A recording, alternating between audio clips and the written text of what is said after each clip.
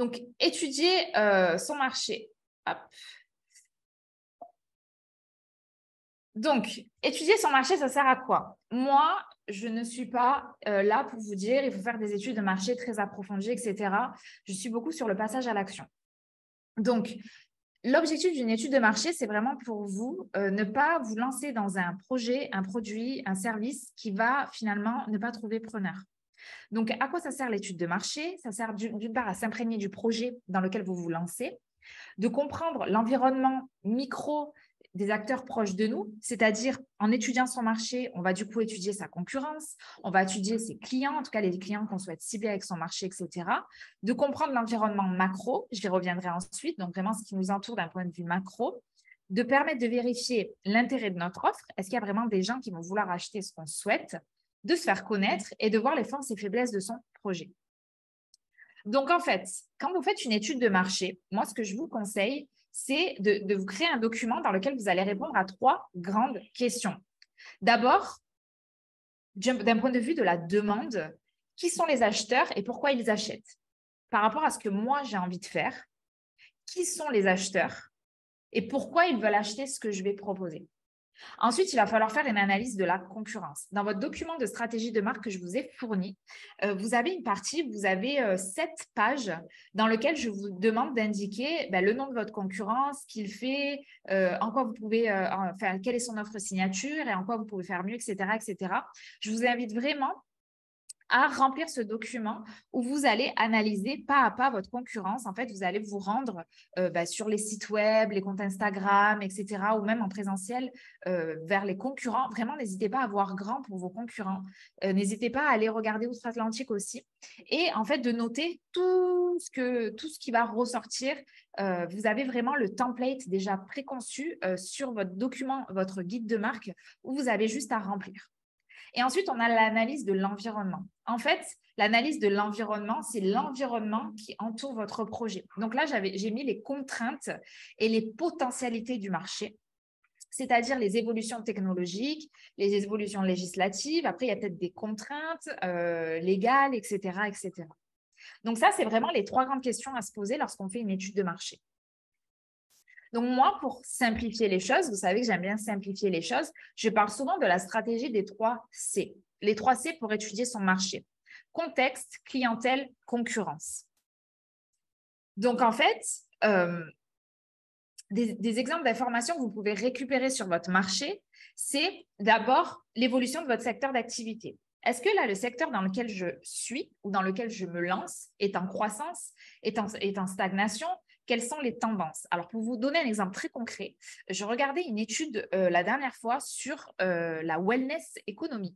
Et par exemple, la wellness economy, c'est toutes les entreprises qui travaillent autour du bien-être. Donc, on a le bien-être, par exemple, le tourisme du bien-être, qui est en pleine croissance. Et donc ça, pour quelqu'un qui veut se lancer là-dedans, dans le tourisme du bien-être, il va faire une analyse de son marché, il va regarder un peu les données, etc. Et il va voir que ça, c'est en train d'exploser. Et il y a peut-être des marchés aujourd'hui qui sont en stagnation ou même peut-être en déclin. Et ça, c'est très important pour vous de regarder, de faire vos recherches.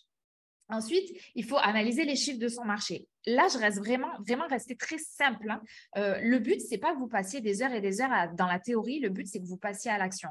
Mais c'est aussi important de savoir ce qui se passe dans le marché dans lequel on veut opérer. Donc, est-ce qu'il y a eu beaucoup de création d'entreprises dans ce secteur, par exemple? Est-ce qu'il y a beaucoup de gens qui se sont lancés là-dedans? Si oui, c'est un bon signe. C'est un signe positif que, en fait, il y a de la demande.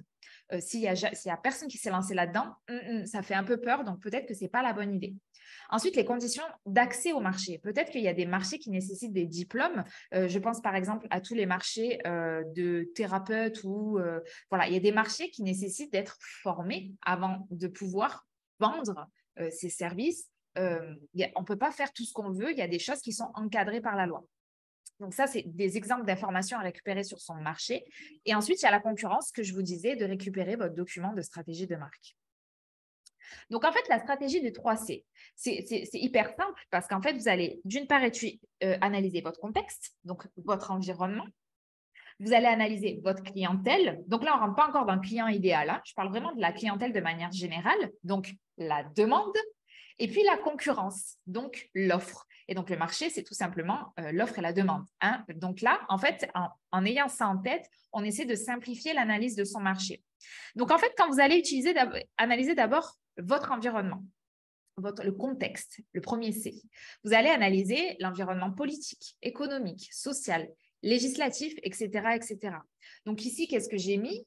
J'ai mis le pouvoir d'achat, peut-être des gens qui sont en baisse quand on est en récession, etc., etc. Les lois qui encadrent votre métier, les évolutions technologiques qu'il y a en ce moment. Par exemple, je pense à l'intelligence artificielle, et peut-être que cette évolution technologique-là pourrait aider dans l'idée que vous avez dans le développement de votre business. Ensuite, on a l'analyse de la clientèle et pas du client idéal. Hein. Là, on est juste dans la clientèle. Donc là, c'est bien de voir par rapport à la clientèle que l'on veut cibler sur son marché, quelles sont ses habitudes, ses modes de consommation, les préjugés qu'elles peuvent avoir sur votre thématique. Peut-être qu'il y a des préjugés sur la thématique, leurs besoins avant de passer à l'achat et les attentes qu'elles ont par rapport à votre thématique.